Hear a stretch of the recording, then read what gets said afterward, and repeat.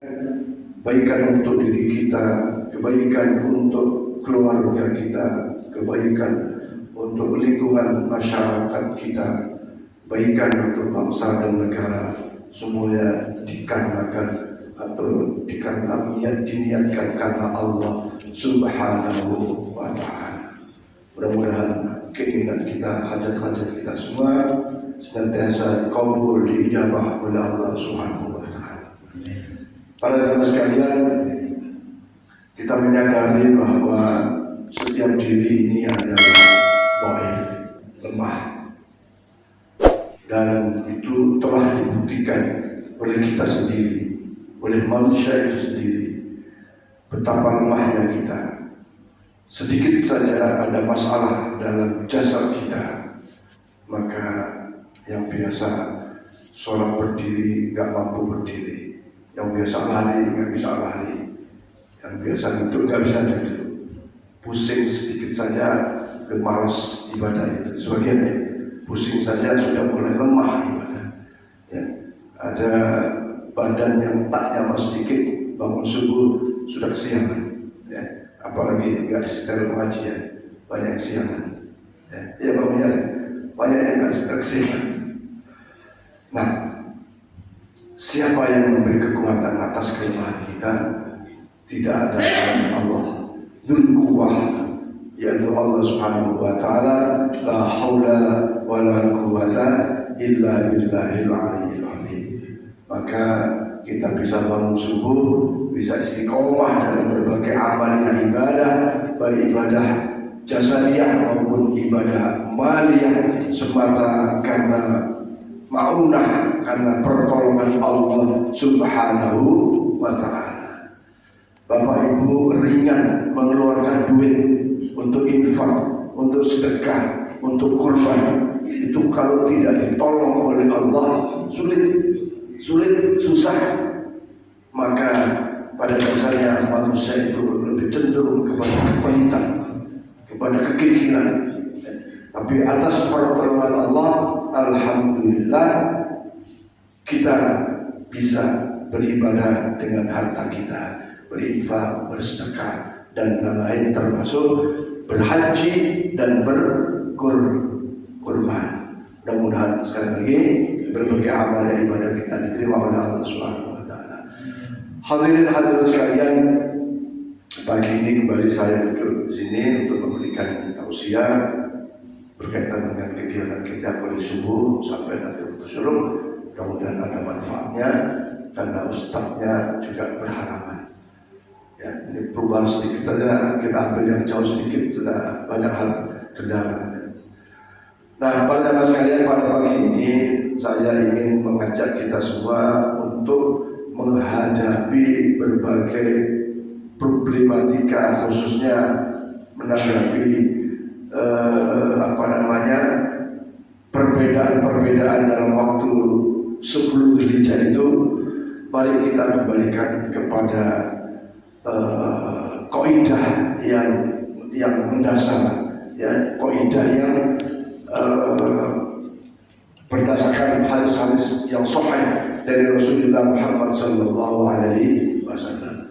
Saya melihat ada keraguan-keraguan bagi bapak-bapak, ibu-ibu atau umat Islam sebagian.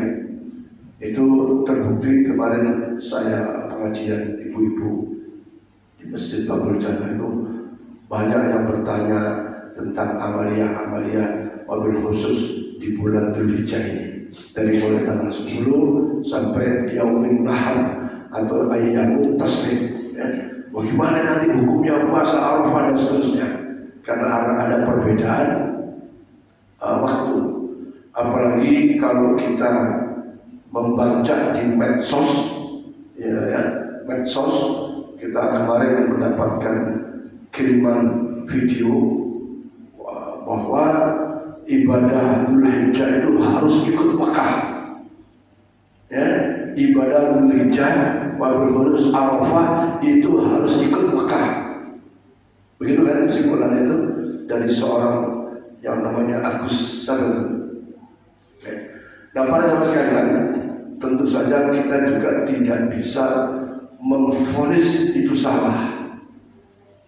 Nah, ini repotnya. Kita nggak bisa sekaligus memvonis itu benar atau itu salah, gitu. Ya. Saya pagi ini ingin menjelaskan, mudah-mudahan bisa dipahami. Karena kalaulah misalnya keputusan 10 Dzulhijjah itu hari Sabtu itu dianggap salah, maka bahaya. Orang Muhammadiyah dianggap salah, nggak mau. Ya, nama pasti punya dalil, punya hujjah. Kemudian pemerintah memutuskan 10 Dzulhijjah itu tanggal 10 Juli, hari Minggu. Kalau itu dibilang salah, pemerintah yang isbatnya banyak orang dan rupiahnya dari ratusan titik mengintai hilang, dianggap salah. Wah ya, marah juga tuh. Dengan marah juga. Sesungguhnya para jamaah sekalian, setiap umat Muhammad itu pada level tertentu ada kewajiban ijtihad.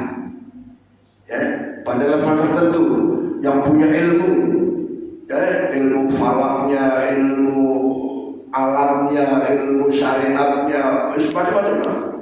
Kalau seperti ini, kita sudah masuk kriteria ijtihad, karena kita bodoh itu tidak bisa paham ilmu-ilmu yang begitu banyak. Ilmu sorof aja kita nggak ngerti, ilmu nahwu nggak ngerti, ilmu mantik, balaghah, ma'ani nggak tahu kita. Ada tahu cuma sampulnya aja, ya sampulnya. Nah, orang yang ijtihad itu manakala ia salah ijtihadnya tetap dapat pahala. Tetap dapat pahala.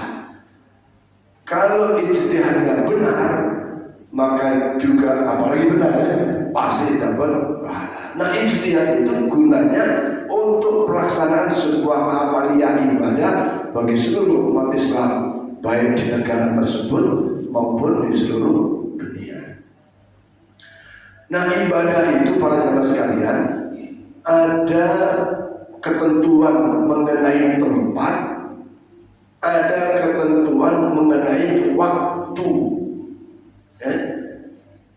Kalau orang wukuf harus di Mekah, karena adanya pada Arafah itu di wilayah Mekah.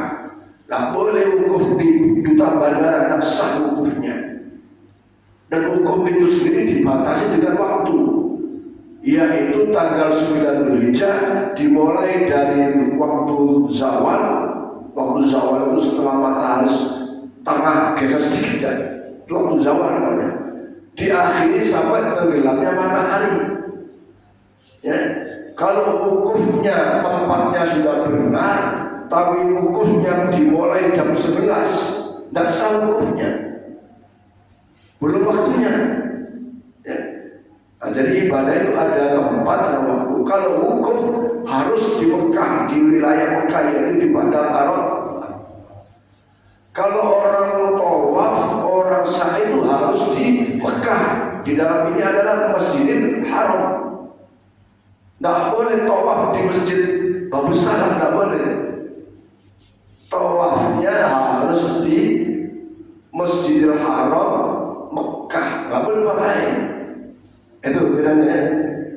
Apalagi jumrah, melempar, itu harus di wilayah Armina atau Mina, Ula Usto Aku. Tidak boleh mentang-mentang sudah ada tiang melempar jumrah, tidak bisa. Itu ibadah yang berkaitan tempat. Maka kalau ibadah yang wukuf harus di wilayah Mekah, yaitu di Padang Arafah. Kalau ibadahnya berbentuk tawaf sa'i, maka itu harus di Mekah, adanya di Masjidil Haram. Dan orang ibadah haji harus berada di bulan Dzulhijjah. Ya, Dzulhijjah. Al-Hajju Ashhurun Ma'lumat, bahwa sesungguhnya haji itu adalah sudah ditentukan waktunya. Kapan? Bulan Dzulhijjah, yang dimulai dari 9 Dzulhijjah sampai 10 Dzulhijjah, dan ayyamut tasyrik. Tak boleh haji mulai tanggal 1 Dzulhijjah, tak boleh. haji dilaksanakan bulan Maulid, nggak boleh. Berarti itu waktu. Nah, para jamaah sekalian, maka kalau kita ibadah ini semuanya harus ikut Mekah, susah nggak? Susah. Beda jam, beda waktu. Ibu sholat subuh ikut Mekah. Apalagi sekarang kan sudah online tuh, sudah ada siaran langsung. Subuhnya ikut Mekah. Subuh di Indonesia di kita ini subuhnya jam 4.20. Di Mekah jam berapa tuh? Jam 10. Nah kalau ibu ikut sholat subuh di Mekah, apalagi siaran langsung, ya nggak sah. Kenapa? Waktunya nggak tepat. Waktunya tidak tepat. Ya, ibu sholat subuh, wah khusus sekali. Tapi jam 3 malam, boleh nggak? Dasar. Ya, jadi tidak semua ibadah itu harus ikut Mekah kecuali ibadah-ibadah tertentu. Ya. Nah, para jamaah sekalian, sekarang kan ada Idul Adha itu hari Sabtu dan hari Minggu. Bagaimana dengan ibadah sunnahnya Arafah? Kan Arafah itu sesungguhnya berkaitan dengan kegiatan wukuf. Para puasa Arafah itu di sana wukuf, di sana puasa, di sini puasa Arafah. Pertama yang disunahkan puasa Arafah itu orang yang tidak pergi haji, orang yang tidak menunaikan ibadah haji. Kalau orang nggak haji, wajib wukuf nggak? Nggak wajib kan? Apalagi wukuf itu harus di Arafah, kita di sini. Nggak wajib haji, tidak wajib wukuf. Orang haji wajib wukuf. Bahkan al-hajju Arafah. Tidak sah hajinya kalau dia tidak wukuf di Arafah. Nah, jadi walaupun di sana wukufnya itu hari Jumat, ya kan? Maka kenapa? Karena di sana waktunya sudah masuk. Paham ya? Waktu wukufnya sudah masuk. Nah, di Indonesia yang puasa Arafah itu kan tanggal berapa? Tanggal 9 Dzulhijjah. Di Indonesia menurut pemerintah Kementerian Agama, hari Jumat itu belum masuk waktu 9 Dzulhijjah. Masuk 9 Dzulhijjah itu hari Sabtu berdasarkan ru'yatul hilal. Ya, karena apa? Rasulullah bersabda, ru'yatul hilal lil Dzulhijjah. Lihatlah bulan untuk menetapkan Dzulhijjah. Haji. Kalau kaitan dengan puasa, dengan Idul Fitri, Rasulullah bersabda, sumu liru'yati wa aftiru liru'yati. Berpuasalah kalian setelah melihat hilal, wa aftiru liru'yati, dan beridul fitrilah setelah kalian lihat bulan. Itu dalil yang dipakai oleh pemerintah dalam penetapan 1 Dzulhijjah atau 1 Ramadan, atau penetapan 10 Dzulhijjah atau 1 Syawal, semuanya dengan ru'yatul hilal. Untuk memosisikan bagaimana kondisi hilal itu pada saat diru'yat, dilihat, maka dikomparasi dengan hisab. Ada hitung-hitungannya, tanggal sekian posisinya sudah sekian derajat. Itu lengkap. Pemerintah Indonesia menentukan, cuma Indonesia, beberapa negara lain pun begitu. Tetapi ada organisasi lain, katakanlah Muhammadiyah, penetapan 1 Syawal, penetapan 1 Dzulhijjah termasuk 10 Dzulhijjah tidak berdasarkan ru'yat, tapi berdasarkan hitungan atau hisab, dan dua-duanya dibenarkan dalam hujjah syariat Islam.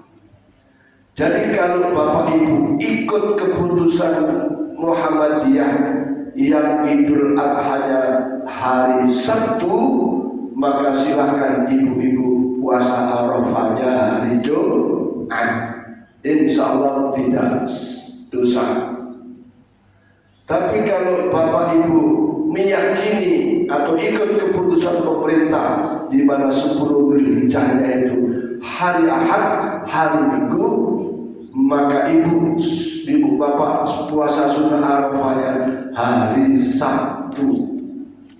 Walaupun orang Muhammadiyah sudah lebaran, sementara kalau sudah 10 Dzulhijjah itu haram puasa.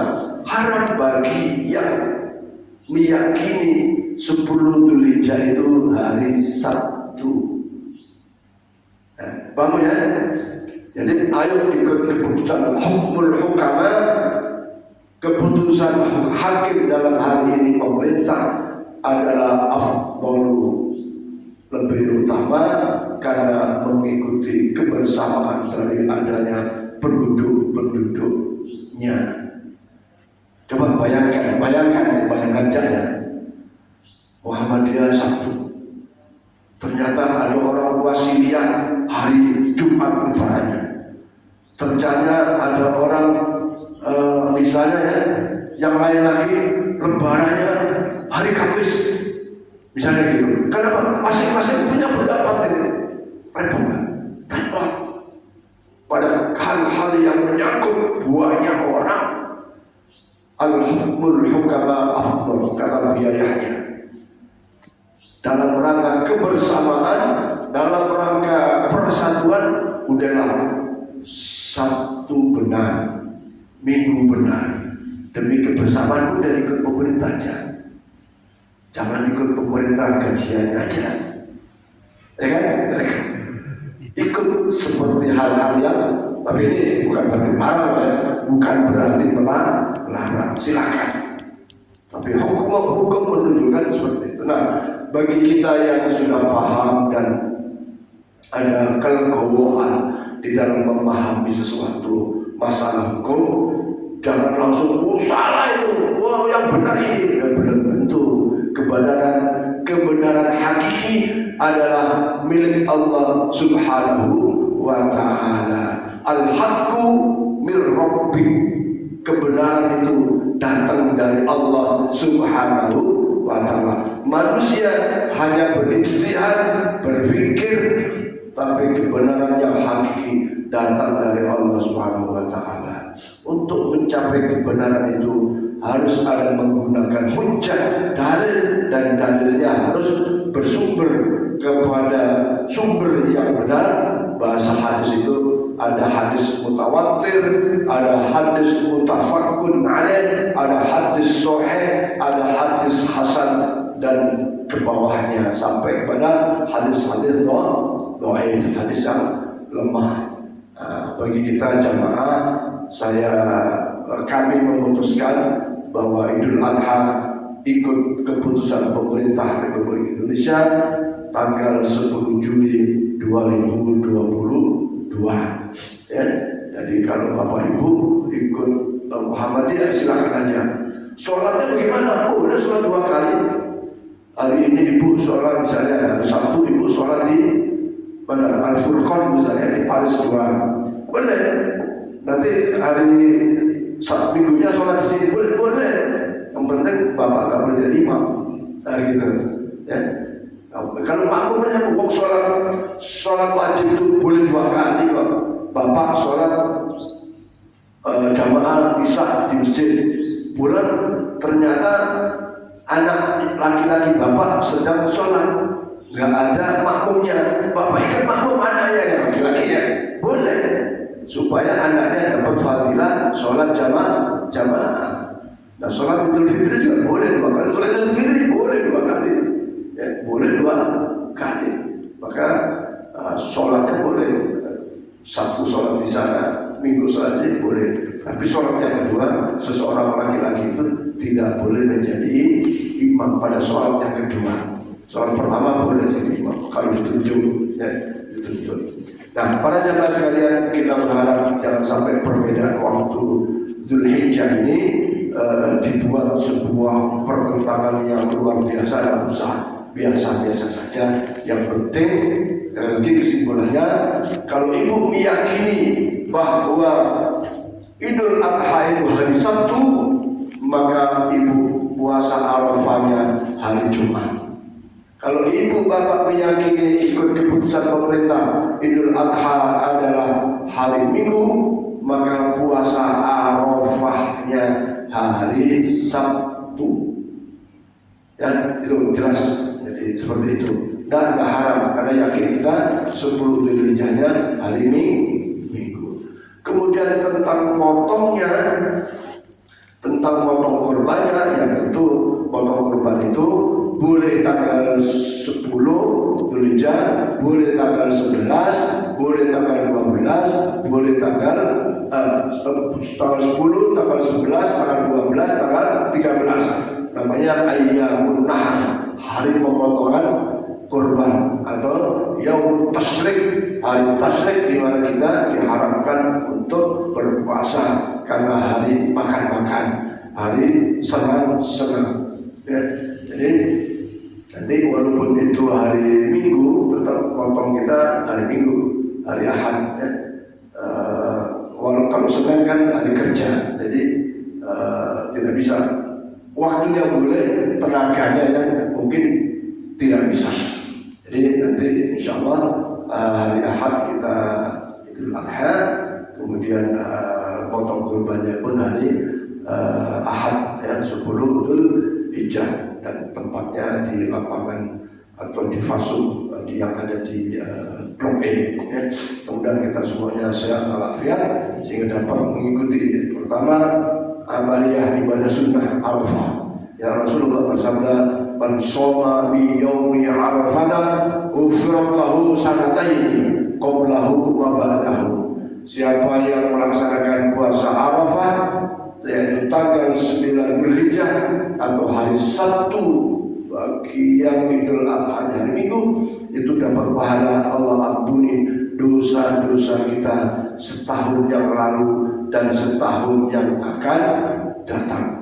Mudah-mudahan kita mampu melaksanakan puasa Arafah walaupun cuma 1 hari, tapi pahalanya begitu besar. Mudah-mudahan dengan fadilah puasa Arafah itu dan kita mampu melaksanakannya, dosa-dosa kita mendapatkan ampunan Allah Subhanahu wa taala. Kalau dosa kita sudah diampuni dan kita wafat, insyaallah wafat kita husnul khatimah. Amin ya rabbal alamin.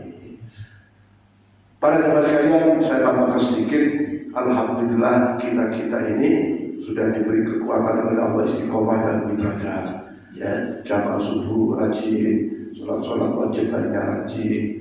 Maka ayo kita jaga ibadah ini menjadi ibadah yang diridhoi, diterima oleh Allah Subhanahu wa taala. Di dalam ibadah itu memang ada syarat dohiriyah. Syarat dohiriyah. Apa syarat dohiriyah? Syarat dohiriyah itu misalnya sholatnya berdiri, sholatnya ruku, sholatnya sujud. Ya. Nah, kemudian tentu saja ada syarat suci, yaitu wudu. Mari kita upayakan syarat-syarat batiniah di dalam sholat, di dalam ibadah ini. Ayo kita upayakan sungguh-sungguh. Ya. Syarat dohiriyah, misalnya nyokne sedekah, nyokne infak, nyokne kurban, misalnya. Itu syarat dohir apa? Daftar ke panitia kurban, nyumbang melalui amplop, melalui kotak amal, melalui perorangan. Itu namanya syarat dohiriyah apa? Tapi ayo kita kualitaskan ibadah itu dengan ibadah syarat batiniah. Apa syarat batiniah? Ikhlas karena Allah Subhanahu wa ta'ala. Bapak ibu datang ke masjid, itu syarat dohiriyah apa? Saya ke masjid, Bapak Haji Sukiman ke masjid, Pak Haji Mulyadi, Pak Aroni, Pak Sumar. ibu-ibu masjid. Nampak? Ayo kita kuatkan dengan syarat batinnya. Ke masjidnya lillahi ta'ala, sedekahnya lillahi ta'ala, infaknya lillahi ta'ala, dan seterusnya. Kalau ada lintasan-lintasan ini itu kembalikan lillahi ta'ala. Kenapa? Karena kita bisa infak, kita bisa sedekah. Dari mana? Duitnya kan dari Allah Subhanahu wa ta'ala. Kita bisa ke masjid, bisa jamaah. Bagaimana kita bisa kuat? Kekuatan itu datang dari Allah Subhanahu wa ta'ala. Bagaimana timbul keinginan untuk sholat jamaah, keinginan untuk sedekah, untuk infak, untuk ini itu. Keinginan itu ditolong oleh Allah Subhanahu wa ta'ala. Maka Pak Thohir kemarin khutbah Jumat bagaimana mengucapkan kalimat asyhadu an la ilaha illallah wa asyhadu anna Muhammadar Rasulullah tidak cukup di lisan tapi tembuskan kepada hati. Pak Presiden juga cocok tuh, cocok kalau yang begitu ya. Teruskan di dalam hati, tidak cukup hanya lisan berbicara Allah Allah Allah tapi hatinya nggak kepada Allah. Jadi ayo teruskan amalan ibadah ini sampai ke dalam syarat batinnya. Syaratnya sampai ke hati, dalam arti ikhlas lillahi ta'ala. Kenapa para jemaah sekalian? Kalau minggu kemarin saya sampaikan datang hari kiamat, orang menghadap Allah, hamba menghadap Allah dengan sholatnya, dengan puasanya, dengan zakatnya, dengan hajinya, dengan infaknya, dengan sedekahnya dan banyak amal-amal yang lain. Ternyata penyakit hatinya tidak terobati. Penyakit hatinya masih mengendap di dalamnya. Apa penyakit hati? Ada iri, ada dengki, ada hasud, ada memfitnah, ada menghibah, ada riya, ada sum'ah. Itu penyakit hati. Ya, maka sayang bin sayang kalau sudah banyak ibadah kita kumpulkan dengan susah payah, bangun subuh susah payah, tetapi penyakit hatinya belum diobati. Nah, ya termasuk kesabaran. Ya, kalau orang gampang marah, ya nggak ada sebab apapun tahu-tahu marah di rumah di mana ya. Itu bisa jadi ada penyakit hati. Apa fi qulubihim maradun, di dalam hatinya ada penyakit. Fazadahullahu maradun, karena udah ada sakit hati, ada ketakaburan, kesombongan, maka ditambah lagi penyakit hatinya itu dengan ketakaburannya, dengan saya yang paling benar, saya yang paling banyak ibadah. Itu namanya penyakit hati. Maka saya sampaikan kisah hadis Rasulullah SAW disebutkan dalam kitab Nisyaul Umat Muhammad SAW, disebutkan ada seorang hamba ibadah 500 tahun. Ibadahnya di sebuah bukit, bukitnya ada di tengah lautan. Seorang ini ibadahnya 500 tahun. Ini Rasulullah dikasih tahu oleh malaikat Jibril. Seorang orang yang ibadah 500 tahun ini terus tiap malam, tiap hari. Di dalam bukit itu hanya ada sumber air yang cukup untuk diminum. Ada sebuah pohon delima yang tiap sore berbuah. Padahal pohon delima itu sesungguhnya buahnya setiap tahun. Dalam ilmu kehutanan pertanian kita tahu. Ini delima tiap sore berbuah dan ini dimakan oleh orang itu, oleh hamba itu. Tiap sore makan delima, dari bukit turun, ambil delima, minum, naik lagi ke atas, ibadah sujud. Apa doanya? Ya Allah, wafatkan aku dalam keadaan husnul khotimah. Ya Allah, wafatkan aku dalam keadaan sujud kepadamu. Singkat cerita, orang ini doanya diijabah oleh Allah Subhanahu wa ta'ala, diwafatkan dalam husnul khotimah dan dalam keadaan sujud. Tapi begitu Allah perintah kepada malaikat, adkhulu fi ibadi fil jannah. Wahai malaikat, angkat hambaku itu, masukkan ke surga. Perintah Allah ini didengar oleh rohnya si hamba ini. Apa kata si hamba yang ibadah 500 tahun itu? Ya Allah, dakhala fil jannah bi amali, aku masuk surga itu karena ibadahku ya Allah. Bukan. Udkhulul jannah bi rahmati, kamu dimasukkan surga karena rahmat Allah Subhanahu wa taala. Si hamba ini nolak, tidak mau dimasukkan surga karena rahmat Allah.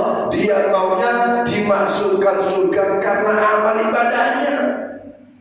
Akhirnya hamba ini Allah perintah malaikat tarik dia ke dalam neraka karena merasa sombong masuk surga karena sedekahnya, karena amalnya, karena ibadah, bukan. Ya. Fayaqulul haqq wa izzati wa jalali la ja'altu man ahrasu li shahadatika man kadzdzaba bi adkhiluhumul jannata bi rahmati. Rahmat Allah. Kita bisa sholat rahmat Allah, bisa sehat rahmat Allah, istiqomah rahmat Allah, bisa sedekah rahmat Allah, semua rahmat Allah Subhanahu wa ta'ala. Maka jangan takabur dengan ibadah kita. Akhirnya hamba ini tarik masuk neraka. Kemudian ya Allah, aku sadar ya Allah, birahmati, dengan rahmatmu aku bisa ibadah dan seterusnya. Akhirnya hamba itu masuk surga. Para jemaah sekalian, memang orang ibadah itu yang diajari anak li'la'i kalimatillah limardotillah birahmatillah, mencari ridho dan rahmat Allah Subhanahu wa ta'ala. Ya. Antara nikmat Allah dengan ibadah kita tak sebanding. Banyak nikmat Allah dibanding ibadah kita. Tapi kita pun tidak boleh putus asa dalam beribadah ini. Kalau semua ditentukan Allah, ya memang Allah Maha menentu, tapi itu ada juga disebabkan oleh ikhtiar manusia. Tetap semangat ibadah, wajib maupun yang sunnah, mudah-mudahan dapat ridho dan rahmat Allah Subhanahu wa taala sehingga nantinya kita dimasukkan ke dalam surganya. Amin ya rabbal alamin. Saya kira demikian Ibu Bapak sekalian tentang penjelasan Idul Adha wa Arafah dan semangat di dalam ibadah serta mengharap rahmat Allah Subhanahu wa taala. Masih ada waktu kalau ada yang ingin ditanyakan?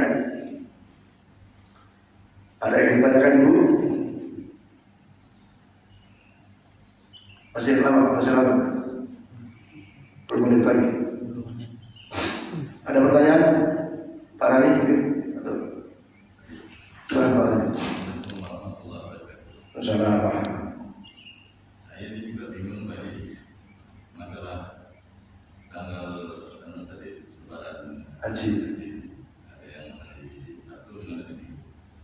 Tapi kalau kita bicara tarik mundur dulu kan belum ada teknologi, belum canggih.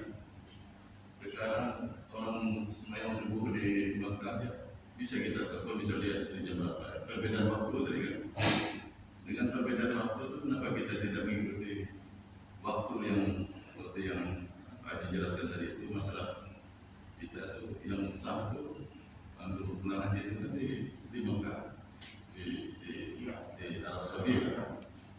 Jadi hitungan pemerintah itu dalam Pak itu sudah tepat lah. Saya juga bingung. Ini masalahnya. Nah, sedangkan sekarang ada teknologi canggih. Apa yang kurang lagi sekarang? Melihat Mekah bisa orang takut dia bentar ya jadi. Kalau zaman dulu tidak ada Pak di teknologi itu. Mungkin penjelasan itu perlu saya minta. Sekedar ilustrasi ya. Memang teknologi canggih. Kata Rasulullah, ta'lamu bi umuri dunyakum. Persoalan dunia itu urusan kamu, urusan kita. Tapi persoalan ibadah itu ada ketentuannya. Kalau sekarang canggih, kita bisa lihat secara langsung sholat subuh di Mekah, ya, maka boleh kita bisa jadi, bukan boleh maksudnya. Kalau gitu kita bisa sholat subuh di rumah kita. Kalau masjid di rumah kita masing-masing, buka televisi. Allahu Akbar, kita ngomong apa gitu. Wallahu linamani. Bahasa masjid kalau gitu ikut teknologi canggih, nggak usah kosong masjidnya. Masing-masing sholat di rumah masing-masing, karena di rumah sudah ada teknologi canggih, televisi misalnya, ada proyektornya, sholatnya di rumah. Atau bahasa makan subuh, karena Pak Asep sudah membuat siaran langsung, ya kan? imamnya Pak Wahid subuh di sini. Udah kalau nggak usah datang ke masjid, komat kedengeran, gerakan kedengeran, sholat aja di rumah. Kosong ke masjid. Benar kan? Kalau kita ikut teknologi ya, kosong masjid tuh, nggak ada masjid kosong, semua ikut di rumah. Nah, teknologi boleh, tapi di atas teknologi ada namanya wahyu ilahi. Di atas teknologi ada petunjuk Rasulullah. Gitu Pak ya. Nah, semua bisa dilakukan dengan teknologi. Yang bisa dilakukan dengan teknologi itu suatu amalan yang tidak berkaitan dengan tempat dan waktu. Dulu motong sapi itu diikat terus langsung pakai tangan. Sekarang teknologi motongnya pakai alat, tinggal 100 ekor ayam kepotong, itu baru boleh.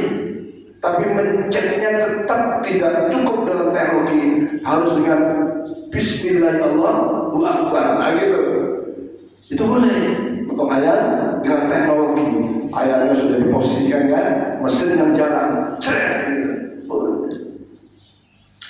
Kalau kita bersandar terus kepada masa Rasulullah, bayangkan Pak, kalau dari Indonesia mau pergi haji naik unta, itu teknologi juga Pak, itu pesawat teknologi, kapal laut teknologi, ya gitu kan.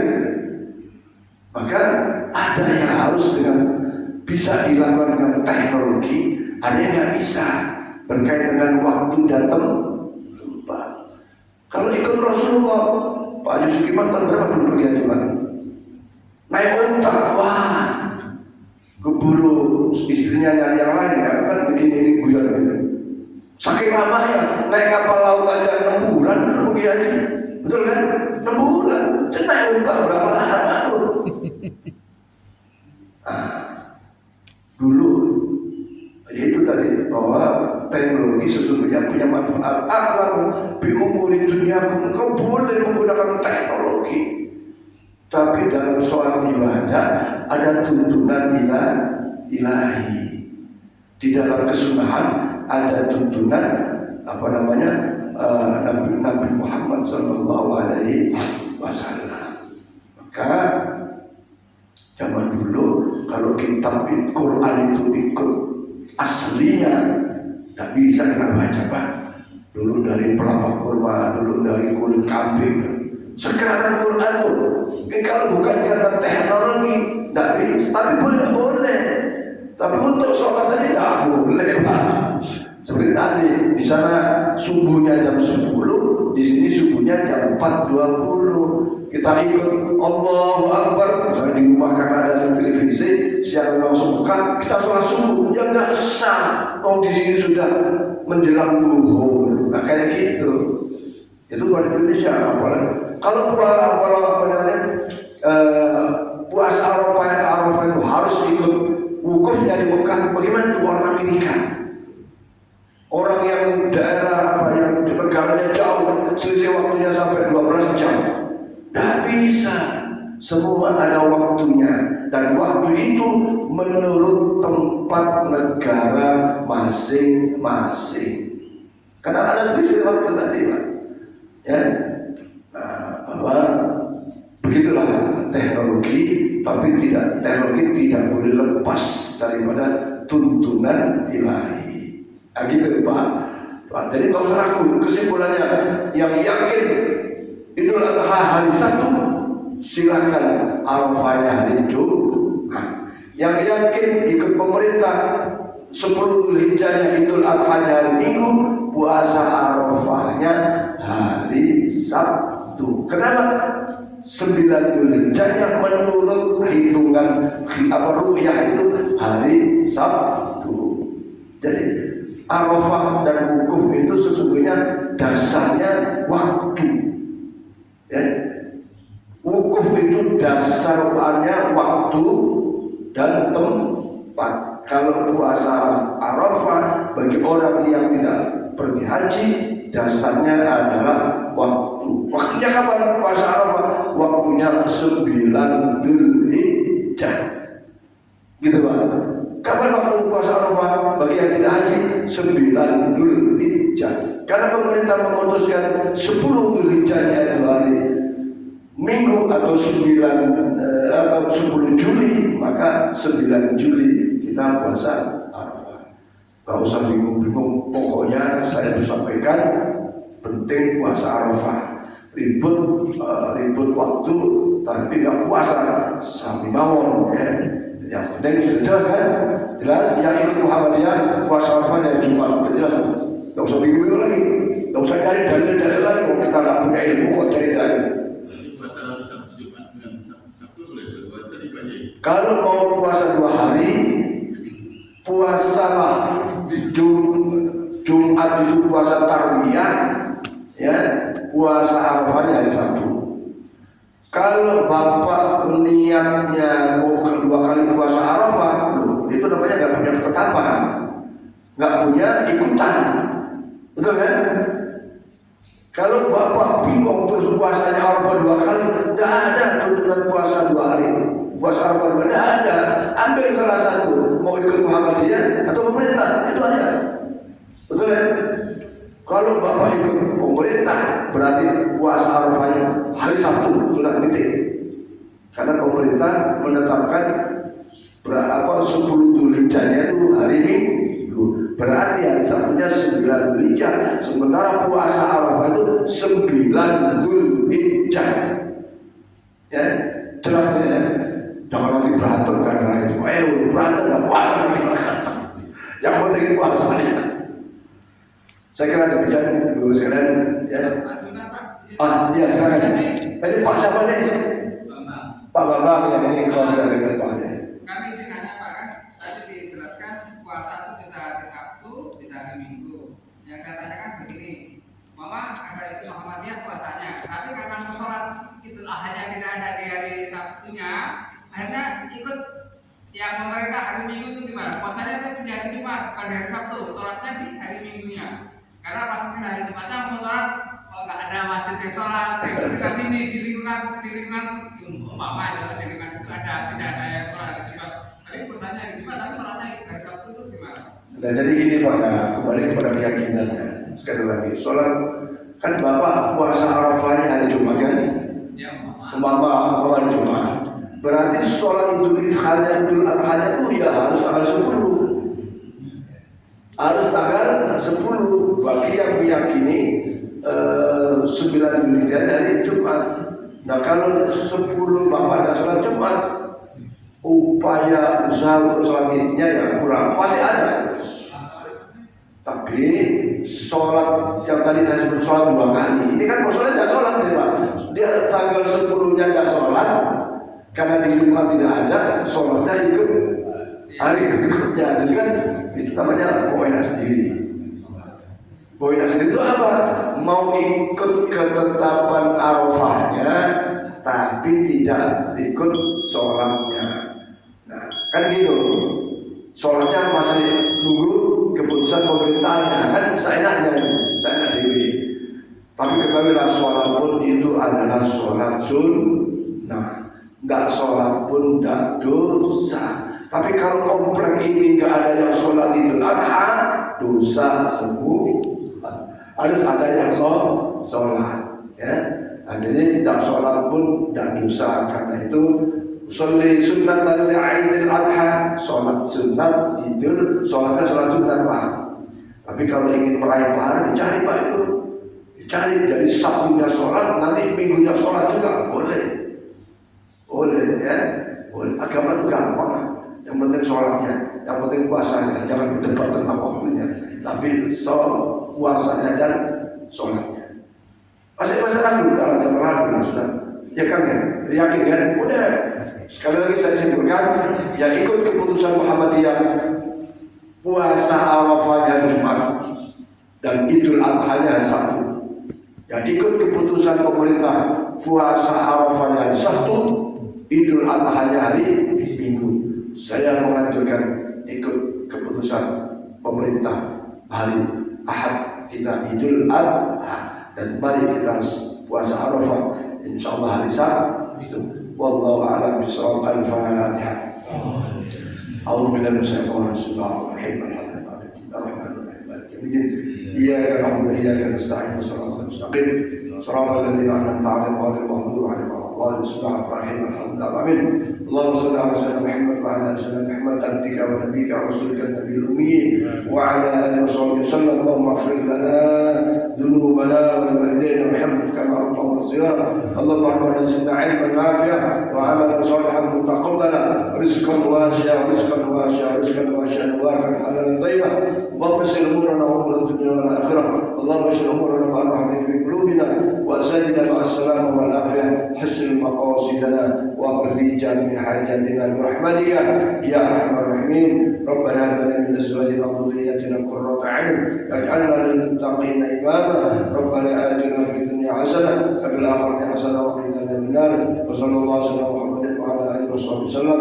سبحان ربك رب العزه عما يصفون وسلام على المرسلين والحمد لله رب العالمين. Sebelum saya tutup, kami sampaikan insyaallah bapak-bapak yang sehat ada waktu, mari kita sama-sama ikut membersihkan masjid kita gotong royong ya, untuk mempersiapkan Idul Adha dan memecah dasar dari bangunan untuk TPA dan madrasahnya. Adallahu a'yyakum wa fa'in ila liqa' as-salamah wallahu muwaffiq ila aqwamit thoriq. Assalamualaikum warahmatullahi wabarakatuh. Sallallahu alaihi wasallam. Sallallahu ala Muhammad sallallahu alaihi wasallam. Sallallahu ala Muhammad sallallahu alaihi wasallam. Sallallahu ala Muhammad ya Rabbi salli alaihi wasallam. Taqabbalallahu minkum.